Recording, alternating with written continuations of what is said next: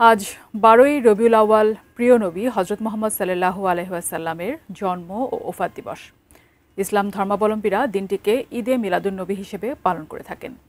দিবসটি উদযাপনে বর্ণাঢ্য র্যালি সহ ছিল নানা আয়োজন। সাবির আহমেদের রিপোর্ট।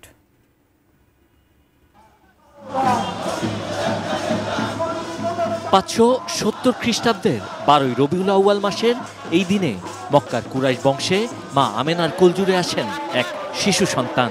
তিনি বিশ্বের মহামানব হজরত মুহাম্মদ সাল্লাল্লাহু আলাইহি ওয়াসাল্লাম, ইসলাম ধর্মের শেষ নবী ও রাসূল। প্রিয় নবী হজরত মুহাম্মদ সাল্লাল্লাহু আলাইহি ওয়াসাল্লামের আগমনের দিনটিকে ঘিরে রাজধানীর বিভিন্ন জায়গায় ছিল জশ্নের জুলুস বা আনন্দ র্যালি। কমলাপুর, রমনা, সোহরাওয়ার্দী উদ্যান সহ বিভিন্ন জায়গায় এসব আনন্দ র্যালি অনুষ্ঠিত হয়েছে। এতে অংশ নেন নবী প্রেমীরা। নবীজির থেকে রহমত আর কি বড় হতে পারে, তো আমরা এই উদ্দেশ্য হচ্ছে আমরা খুশি উদযাপন করতেছি। নবীজির আগমন উপলক্ষে সারা কুল কায়নাত খুশি, আমরা খুশি। সবচেয়ে ঈদের সেরা ঈদ হলো আজকের দিন।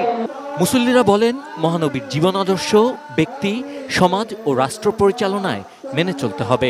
সব ধরনের জঙ্গিবাদকে উৎখাত করার জন্য এই দিনকে সবসময় স্মরণ করা আমাদের প্রয়োজন। আমরা চাই পৃথিবীতে শান্তি নেমে আসুক।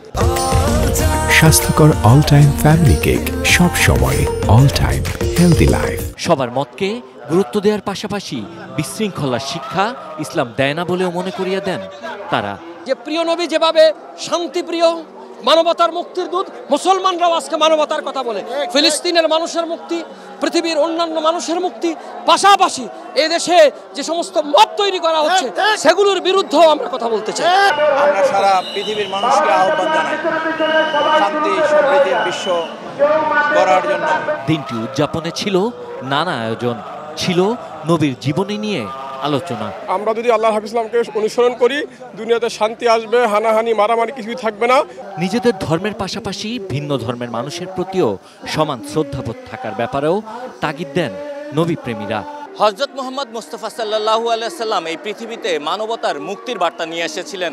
ঈদে মিলাদুন নবীর এই দিনে হযরত মুহাম্মদ সাল্লাল্লাহু আলাইহি সাল্লামের জীবন আদর্শ ধারণই হতে পারে শান্তি, সম্প্রীতি ও মানব কল্যাণের মূল মন্ত্র। Sabbir Ahmed, ATN news, Dhaka.